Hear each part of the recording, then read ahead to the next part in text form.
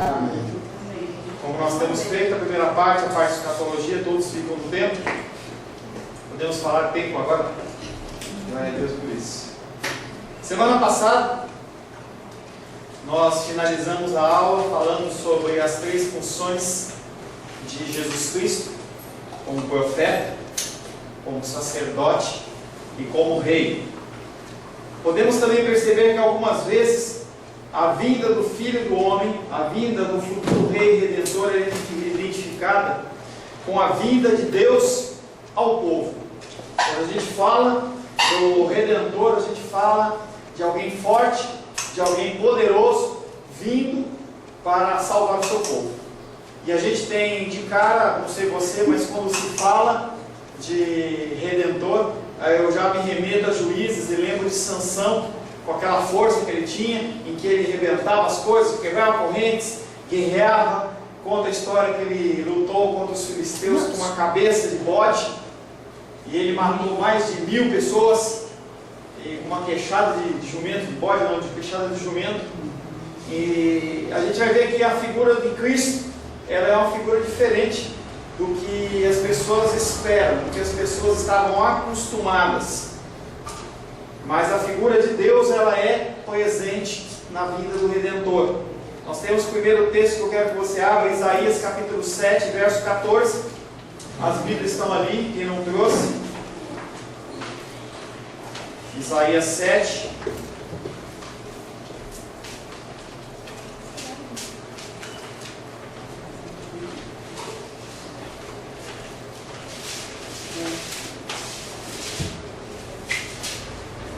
Isaías 7,14 diz o seguinte: pelo que o Senhor corta de Israel a cabeça. Não é esse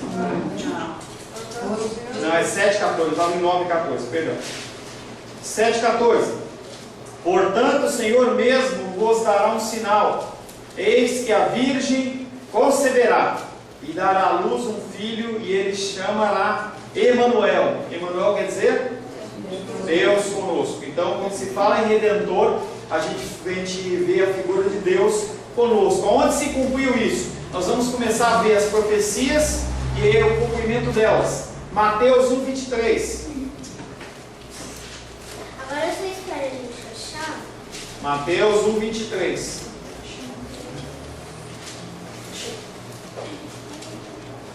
Mateus 1:23. Pode ler, Gabriel. Eis que a virgem conceberá e dará à luz um filho, e ele será chamado pelo nome de Emanuel, que quer dizer Deus conosco.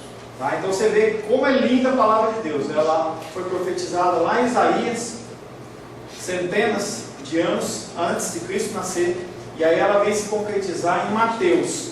E aí uma pergunta para você: por que, pelo menos na maioria das versões, está escrito assim? O que quer dizer Deus conosco entre parênteses? Não conta no... tá aqui.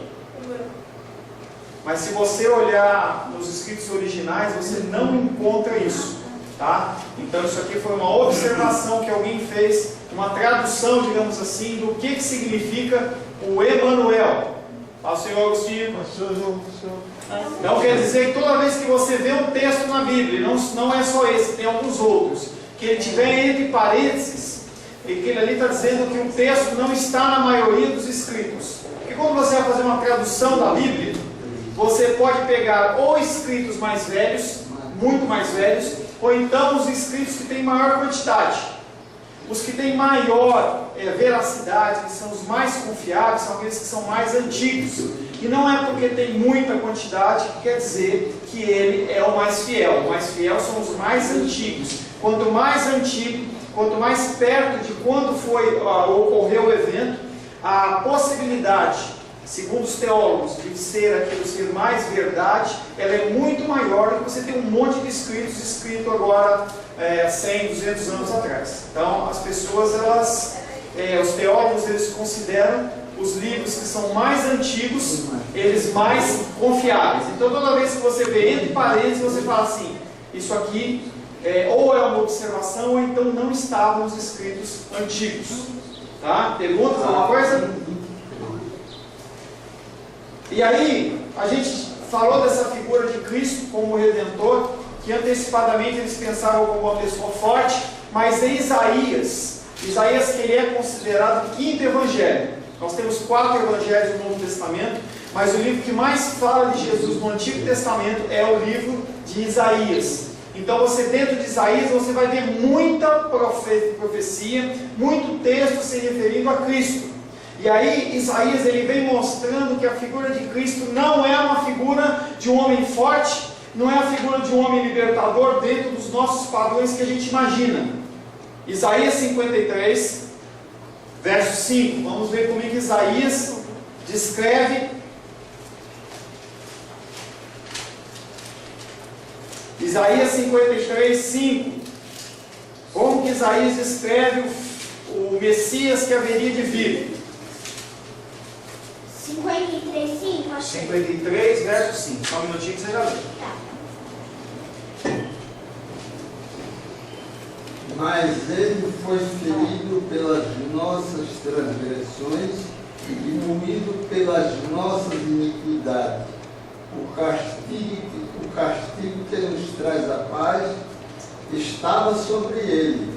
Pelas suas pisaduras fomos sarados. Isaías 53, 5. Mas ele foi traspassado pelas nossas transgressões, moído pelas nossas iniquidades. O castigo que nos traz a paz estava sobre ele, e pelas suas pisaduras fomos sarados. Esse texto vai totalmente contrário à visão do que eles tinham, daquela época de Juízes. Eles têm aqui a apresentação do Messias, a apresentação de Cristo, não como uma pessoa que vem quebrando cadeias no sentido humano, mas ele é uma pessoa que tem força espiritual. Mas ele, para isso, ele é apresentado como servo sofredor. Isaías, ele apresenta a figura de Jesus como servo sofredor. No livro de Daniel, a figura desse Messias ele é apresentado como filho do homem, como uma pessoa, como um ser humano, como uma pessoa comum. Abre aí Daniel capítulo 7.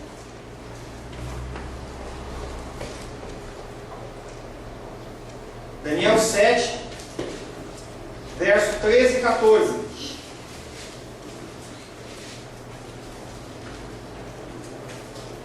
Você pode estar perguntando, pastor, o que tudo isso tem a ver com escatologia? Tem, porque nós temos que construir todo um pensamento para depois a gente chegar nos pensamentos de como que vai ser o fim dos tempos. Isaías 7, leia aí, Yuri. Não achou ainda? Daniel 7, verso 13 e 14. Quem achou, leia por gentileza. Eu estava olhando nas minhas visões da noite, e eis que vinha com as nuvens do céu, um como filho do homem, e dirigiu-se ao ancião de dias, e o fizeram chegar até ele. Foi-lhe dado domínio e glória, e o reino para que os povos, nações e homens de todas as línguas o servissem. O seu domínio é domínio eterno, que não passará, e o seu reino jamais será destruído. Eu estava olhando nas minhas visões da noite, e eis que vinha com as nuvens do céu, um como filho do homem. Dirigiu-se ao ancião de dias e o fizeram chegar até ele. Foi-lhe dado domínio e glória, e o reino para que os povos, nações e homens de todas as línguas o servissem. O seu domínio é eterno e não passará, e o seu reino jamais será destruído. Agora, mais uma característica do Messias que havia de vir. Nós já vimos que ele tinha que ser profeta, que ele tinha que ser sacerdote, que ele tinha que ser rei, que ele tinha que ser um humilde sofredor, mas também um ser humano como nós, o Filho do Homem.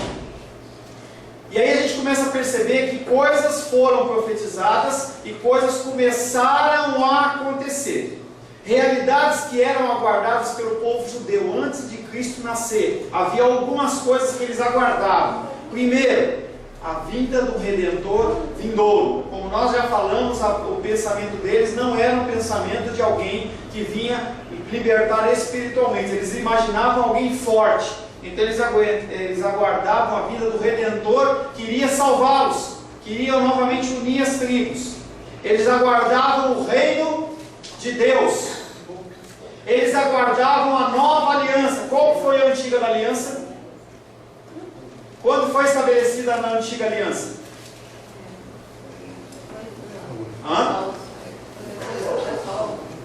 No Monte Sinai. Ali no Monte Sinai com Moisés ele faz uma aliança com o povo. O Monte Sinai, ele está lá pegando fogo pela presença de Deus, trovões, trombetas tocando. E aí o Senhor, ele fala assim: traz esse povo para cá. Traz esse povo para cá, para que esse povo possa fazer uma aliança comigo. E aí o povo fica com medo, vê toda aquela cena e fala assim para Moisés: ó Moisés, vê lá com ele, conversa com Deus, o que você falar nós faremos. E aí Deus dá uma série de comandos, dá uma série de comandos, né, ali no povo, e o povo fala assim: olha, o que você decidir nós vamos fazer. E aí eles falam amém, e ali o Senhor, ele faz uma aliança com o povo de Israel. É a primeira aliança. Mas o povo esperava que viesse a nova aliança. Restauração de Israel. Restauração do quê? Lembra que nós estudamos em Ezequiel? As tribos tinham sido levadas para a Babilônia. Anteriormente, as tribos do norte, elas tinham sido levadas para a Síria. Então o reino de Judá, o reino de Israel, ele estava totalmente dividido, totalmente destruído. Aquela grandeza do tempo de Salomão, aquela grandeza do tempo de Davi não existia. Era mais um país, não era um país que dominava. Então eles aguardavam que iria haver a restauração de Israel. A outra coisa que eles aguardavam, o derramamento do Espírito. Joel, capítulo 2.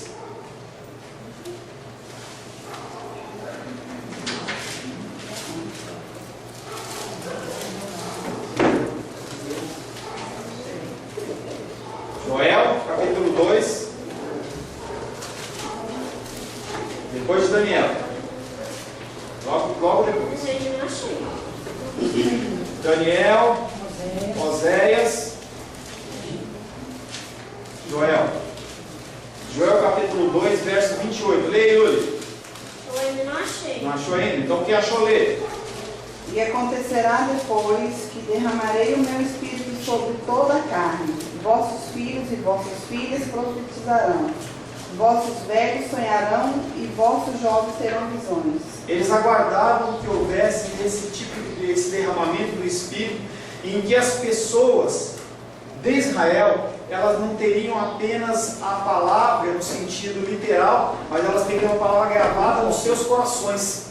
Que havia uma profecia também no livro de Ezequiel, que as pessoas estariam não com a palavra só escrita, não só como palavra religiosa, mas eles estariam com a palavra gravada nos seus corações. E para isso tem que haver o Espírito Santo de Deus, porque nós não temos a capacitação de nós fazermos as coisas pelas nossas contas e pelas nossas forças. Através do derramamento do Espírito, as pessoas iriam se converter em Espírito e em verdade. O coração delas seria transformado. Outra coisa que eles aguardavam: o dia do Senhor. O que é o dia do Senhor? O que é o dia do Senhor? É o dia do juízo. Dia do juízo. Haverá um dia em que crentes e não crentes serão julgados pelas suas obras, pelas suas omissões, pela sua crença. Haverá um dia que todo mundo vai ser julgado. Vão ser julgamentos diferentes, nós vamos falar isso mais para frente, mas haverá um julgamento que é um julgamento só para os salvos, e haverá um julgamento apenas para aqueles que não são salvos. É um julgamento diferente que o Senhor vai fazer, tá? Mas eles aguardavam esse dia. Esse dia seria um dia em que, além da restauração do povo de Israel, eles iriam estar vendo todo mundo que tinha tripudiado o povo de Israel, tinha invadido, tinha matado, tinha judiado daquele povo e iria ser punido. Era um dia para eles, não era o dia do Senhor, era o dia da vingança deles. Que o Senhor, eles iriam poder estar vendo o que Deus iria fazer com aqueles homens. Outra coisa que eles aguardavam: novos céus e nova terra. Eles entendiam que, e isso é uma verdade, que haveria mudança das coisas. As coisas não ficariam no sentido como nós temos hoje. Qual o sentido de Cristo voltar num segundo momento para resgatar a sua igreja e a gente continuar vivendo o que a gente vive hoje? Com dificuldade, com tristeza, com dor. Imagina, A gente passa uma eternidade, você não morrer mais, você passar uma eternidade nessa vidinha miserável de sofrimento. Então, os novos céus e nova terra, e quando fala novos céus, não está falando do céu que a gente enxerga, mas também ele. Céu está falando em cosmos, em tudo que foi criado, e terra onde nós moramos. O crente do Antigo Testamento não tinha uma ideia clara de quando essas coisas iriam acontecer, ele simplesmente esperava. A palavra de Deus dizia que os profetas, uma das características dos profetas é que se eles falassem e se cumprissem, eles vinham do Senhor. Uma outra característica dos profetas que eram de Deus, eles não podiam direcionar as pessoas a outros deuses, mesmo que a coisa viesse a acontecer. E nós já lemos Deuteronômio 13, em que o Senhor, ele fala assim, eu vou testar o teu coração. E ele começa a apresentar profetas, começa a apresentar pessoas, inclusive na mídia, na televisão, que falam coisas que não estão na Bíblia. E às vezes até te dá uma alegria no coração. A pessoa olha para você e fala assim, olha, eu estou vendo, Deus manda te dizer que você vai conseguir essa causa da justiça. Deus manda dizer isso, manda dizer aquilo, mas não está nem na palavra. Deus está dizendo que vai tirar esse marido dessa esposa aqui para ele te dar. A gente ouve esse tipo de coisa. E as pessoas, elas não julgam se a profecia é bíblica ou não bíblica, simplesmente se vai de encontro com o coração deles. Tá? Então eles olhavam para as coisas que estavam sendo prometidas e eles simplesmente aguardavam. Os eventos escatológicos, que são os eventos dos últimos dias, todos eles iriam acontecer num tempo futuro. E eles aguardavam isso. Nós encerramos a perspectiva escatológica do Antigo Testamento, nós vamos entrar agora no Novo Testamento. Nós vamos começar a coisa vai começar a ficar um pouco mais próxima da gente. A fé do crente, vou falar uma palavra que talvez você não conheça, eu vou te explicar. A fé do crente veterotestamentário, o que é isso? É o crente do Novo Testamento.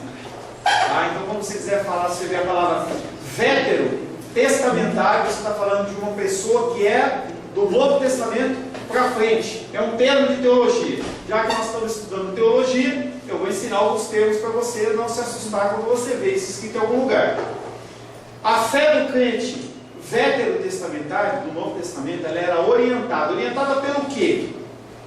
Pelos profetas do Antigo Testamento. Então, tudo que está escrito no Antigo Testamento, ele vem se cumprindo, mas os eventos, principalmente aqueles eventos que a gente leu, aquela lista lá, restauração de Israel, dia do Senhor, a vinda do Messias realmente no tempo vindouro, isso só vai se cumprir do nosso tempo para frente. Eles não se cumpriram ainda.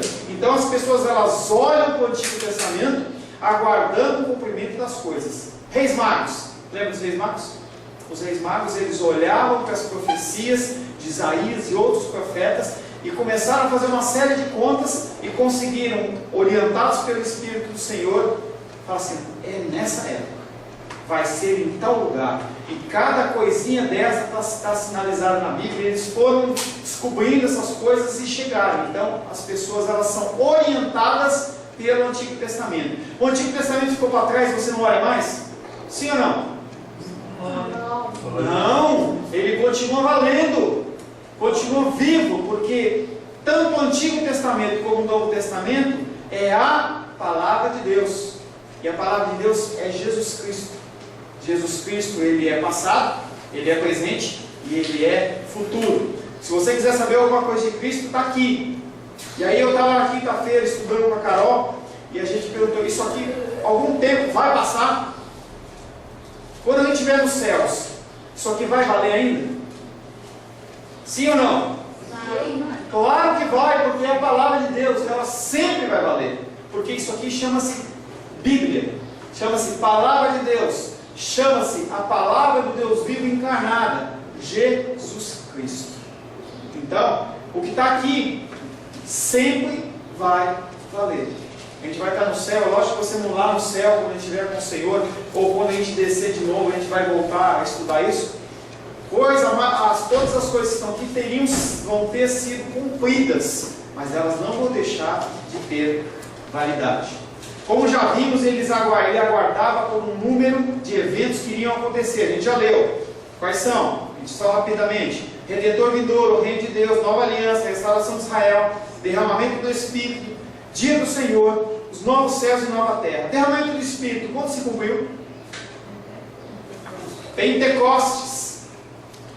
Pentecostes. Se você for ler o texto de Pentecostes, logo após o Pentecostes, o apóstolo Pedro, ele sai com os discípulos falando em outras línguas, as pessoas falam assim, eles estão bêbados. E ele fala assim, não, eles não estão bêbados. O que aconteceu aqui é apenas 9 horas da manhã. O que aconteceu aqui foi o cumprimento da palavra de Joel. E eu derramarei o meu Espírito sobre toda a carne. E aí ele declara Joel, mostrando para as pessoas que aquilo havia se cumprido. Então, esse evento já se cumpriu.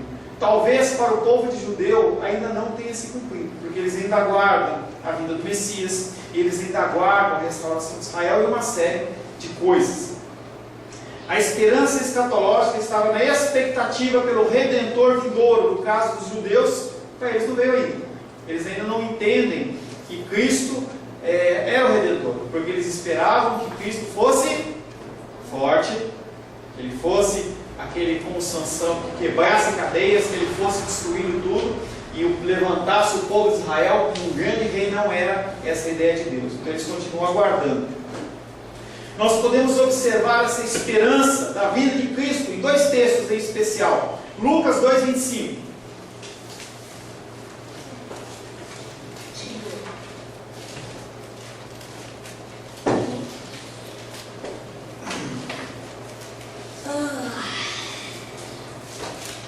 Lucas 2:25.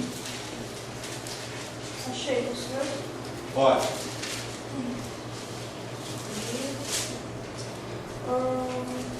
Havia em Jerusalém um homem chamado Simeão, homem este justo e piedoso, que esperava a consolação de Israel, e o Espírito Santo estava sobre ele. Esse Simeão, ele vivia no templo, porque ele sabia que estava para acontecer, sabia que Cristo estava para nascer, e ele falava assim, eu vou fazer plantão no templo, vou fazer plantão na igreja, porque eu sei que o Redentor vai aparecer, e antes de eu morrer, eu quero ver ele.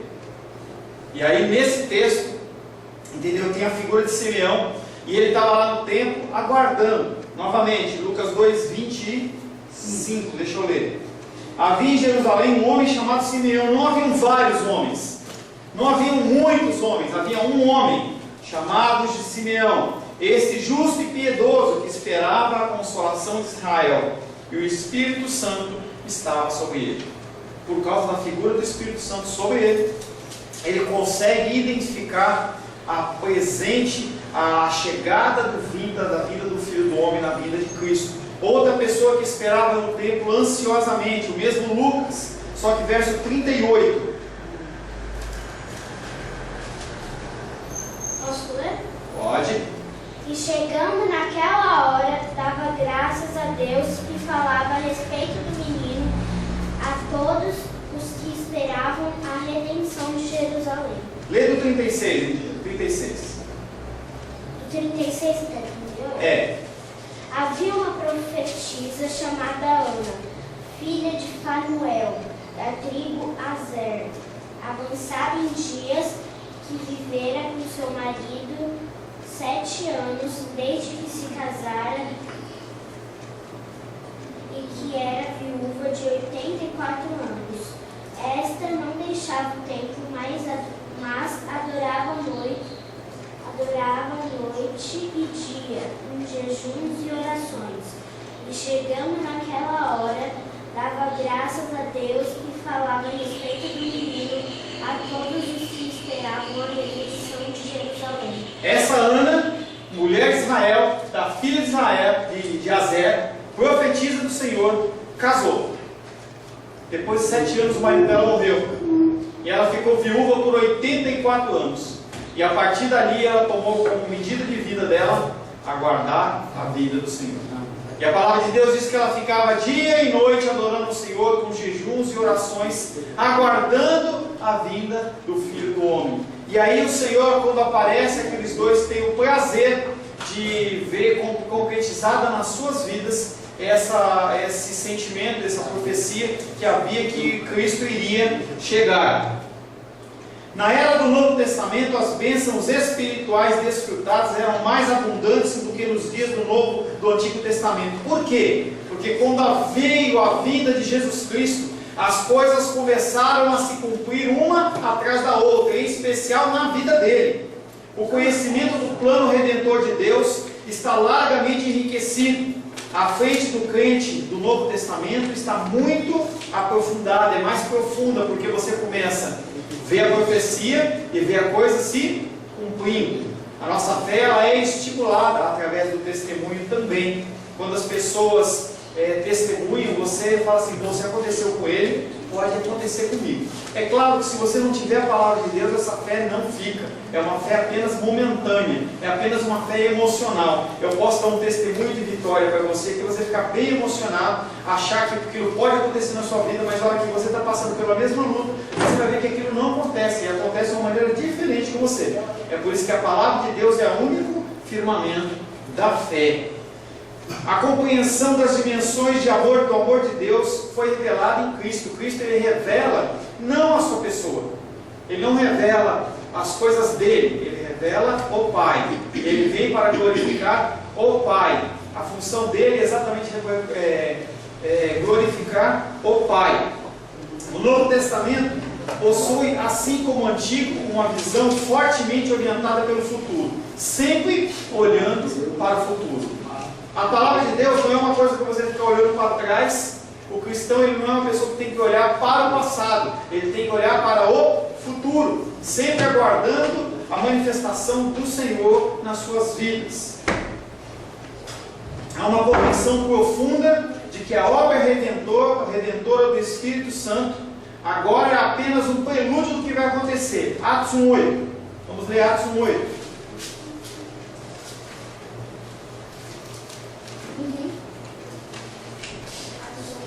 Atos capítulo 1, verso 8. Vamos lá ver. Deixa eu ver ali. Não tem problema. Atos 1, 8.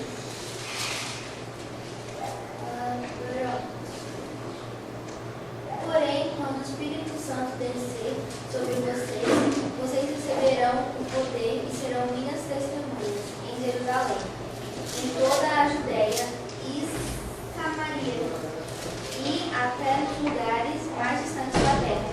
Na minha versão, mas recebereis poder ao descer sobre vós o Espírito Santo, e sereis minhas testemunhas, tanto em Jerusalém como em toda a Judéia e Samaria e até aos confins da terra. O que era apenas um prelúdio, o que era apenas uma profecia, ela se cumpre. E as pessoas elas começaram a ver o cumprimento das coisas. Em outras palavras, por um lado, o crente do Novo Testamento está consciente do fato de que o grande evento escatológico predito no Antigo Testamento já aconteceu. Qual que é o evento escatológico mais importante de todos?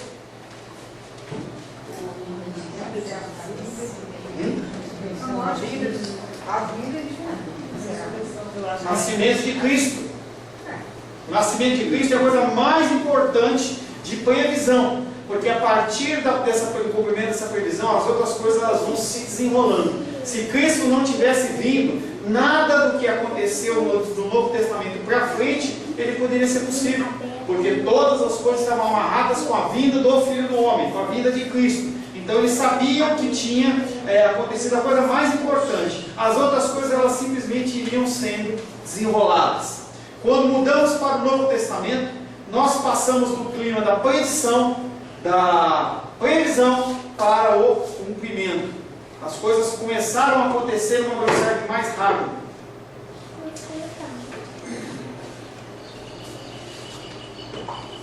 Apesar disso ser verdade, nós estamos igualmente cientes que muitas das profecias dos profetas do Antigo Testamento ainda não foram cumpridas, certo? Sim ou não? Sim. Tem muita coisa ainda por acontecer. A segunda vinda do Filho do Homem, os rumores de guerra, a gente está ouvindo sempre, rumores de terremotos, a gente vê o clima da terra mudando, falta de água. São Paulo, a situação está muito séria, entendeu? Está faltando água lá. Eles chegaram a pedir para o Rio de Janeiro para emprestar água para eles. E aí, quando o ser humano fica sem água, aí acaba a humanidade da pessoa. Entendeu? Porque comida você ainda dá um jeito, mas água você começa a entrar num clima de desespero. Você vê que a pessoa ela não faz jejum de água, ela faz jejum de comida. Gandhi, quando ele estava lutando lá pela libertação do povo dele lá, ele fez jejum de comida. Os homens fazem jejum de comida, ficam muitos dias sem comer. Mas se você ficar 3 dias sem beber água, mais ou menos, o teu rim começa a falhar, e você tem uma falência renal e você morre. E as pessoas começam a ficar desesperadas, elas matam em nome da falta de água. Estava vendo outro dia lá em São Paulo, lá uma pessoa estava andando de carro e outra estava lavando a calçada. Ele parou o carro e nem conversou, ele saiu para dar uns tapas no cara. Violência, ignorância da pessoa, porque estava vendo jogar água ali, a pessoa fala assim, está faltando água para as pessoas beberem, o cara está lavando a calçada. Então o ser humano, ele começa a ficar desesperado. Isso aí são todos sinais da volta do Filho do Homem. Porque no meio da luta e da dificuldade que a gente revela quem você é ou quem sou eu. No momento que está tudo tranquilo, você está com a tua dispensinha cheia, está com saúde, está tudo certo, você dá glória a Deus, você dá aleluia, você fala que você ama Jesus, mas quando a coisa pega, quando a coisa acontece, aí a gente revela realmente quem somos nós. Não é verdade que os profetas falam do julgamento de no mundo e de uma ressurreição dos mortos? E que Jesus fala sobre a vinda dele mesmo, sobre as nuvens em poder e grande glória? É tudo revelação que dá para acontecer. Devemos notar, portanto, o que caracteriza especificamente a escatologia do Antigo e Novo Testamento. É uma frase que você nunca ouviu, talvez, Carolzinha já ouviu, mas a maioria nunca ouviu, e você vai começar a reparar que isso é uma verdade. O já e ainda não é o que mostra o Novo Testamento. Coisas que já aconteceram, mas ainda não aconteceram. Como que é isso, pastor? Salvação. O Senhor escolheu você, você já está salvo, mas você continua padecendo necessidades. Coríntios fala que as novas coisas, as velhas coisas se passaram, tudo se fez novo. Você é uma pessoa nova? Só no Espírito. Só no Espírito. É o que eu falei, a gente vê o que você é a partir de uma necessidade, a partir de uma luta, a partir de uma dificuldade. Então você já é salvo, você já é uma nova criatura, mas ainda não é. É uma coisa mais complicada, mas se você começar a pensar nesse conceito, nós vamos falar especificamente a respeito disso, talvez a partir da semana que vem. Você vai ver que os cumprimentos das coisas do Novo Testamento parece que já aconteceu, mas não aconteceu. Como que é isso? Como é que o crente fica doente? Se ele já, as pisaduras, Cristo já levou sobre si, as suas enfermidades, sobre os seus lombos, através da palavra dele nós somos salvos. Como é que acontecem as coisas? São coisas que já aconteceram, mas ainda não aconteceram. No conceito humano isso não é possível, não é real, não dá para você entender. No Novo Testamento, quer perguntar alguma coisa? Não, né? Fale, querida. Pois a gente já é salvo, só que essa vida, que o senhor fala que não vai ter mais nada, aí isso vai se cumprir quando Jesus. Não entendi, volta para a pergunta. Não, eu vou falar assim, essa vida da gente aqui, a gente já é salvo, mas continua no sofrimento, né? Você já é salvo, mas ainda não é salvo. Aí, quer dizer, só quando Jesus voltar que a gente tiver. Que aí é o cumprimento, aí é a mudança total. Aí se cumpre totalmente essa situação. Então, até então nós vamos sendo moldados, porque nós temos que cumprir o propósito de Deus, chegar lá na frente, o mais próximo, segundo a vontade de Deus, segundo a capacitação do Espírito, mais próximo de Cristo possível. É lógico que isso não é feito através da minha força, da sua força, através da minha religiosidade, a sua religiosidade, pelo teu tempo de igreja, nada disso. É através do Espírito Santo que ele vem nos capacitando. Beleza, Rosário? Peraí que o senhor mais está perguntando. Fale, essa situação. Vamos falar de você, hein? Seja bem-vindo. Obrigado.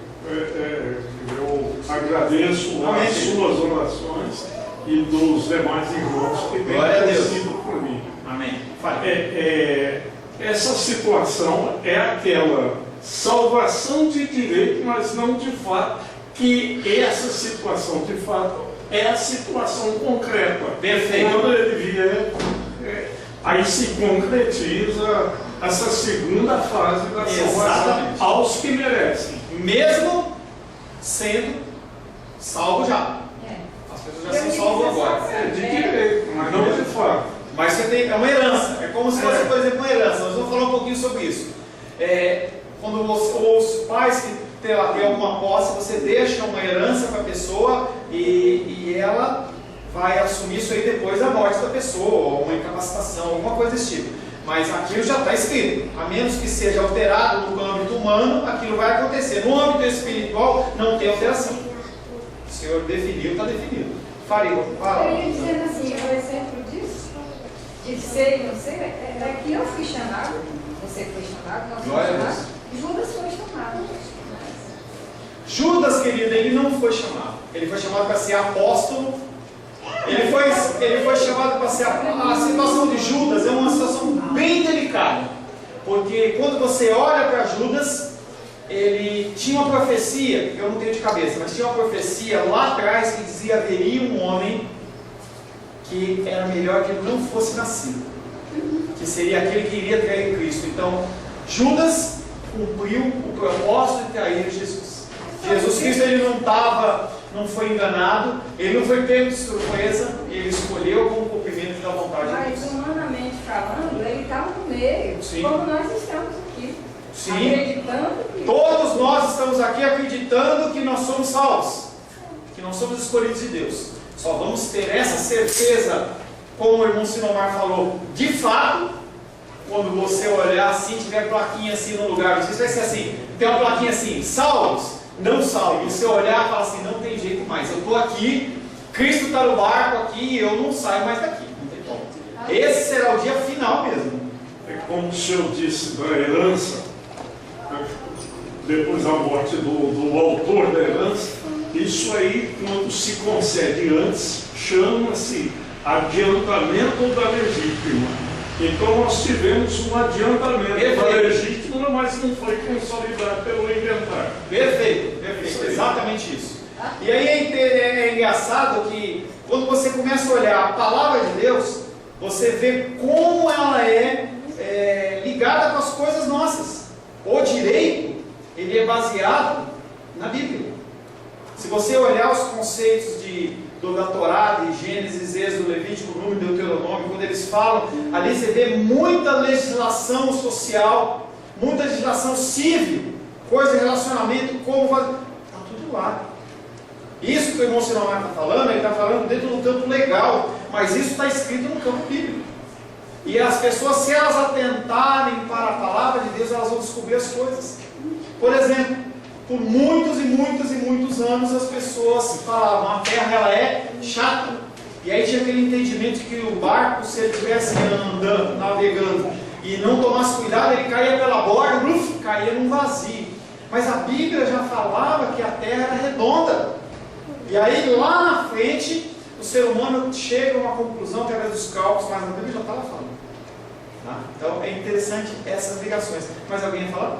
Não, eu só ia perguntar um pouquinho, senhor. Por exemplo, no caso de Judas, se ele tivesse arrependido... Não tinha essa possibilidade. Não, para ele não. Ele foi. Só para aquele... Isso é complicado. Olha, a mente nossa tem dificuldade em entender esse tipo de coisa. E eu não vou dizer para você que para mim é fácil. Mas imagina, por exemplo, a subida dos bandidos, dos soldados, com toda aquela turma de sacerdotes, Cristo com os discípulos descendo, e se Judas não beija ele? Tinha que se cumprir, querido. Tinha época, tinha data, era com 33 anos, tinha que ser na época da Páscoa, não podia ser depois, não podia ser antes.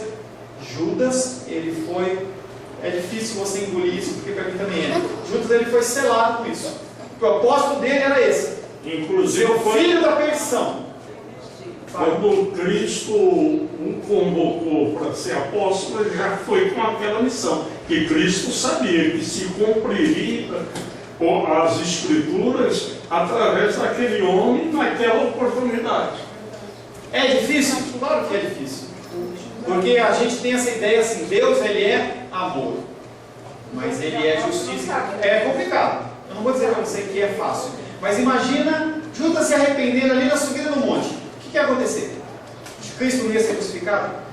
As profecias não iam se cumprir? Como é que funciona isso? Imagina João Batista. João Batista, ele foi aquele que foi separado para abrir o caminho para o Senhor, foi o último profeta. E João Batista, ele era filho de sacerdote. Ele poderia ter uma vida muito boa. O pai dele estava onde quando recebeu a notícia dele como filho? Aonde ele estava? Lá dentro. Quem que ficava dentro do tabernáculo?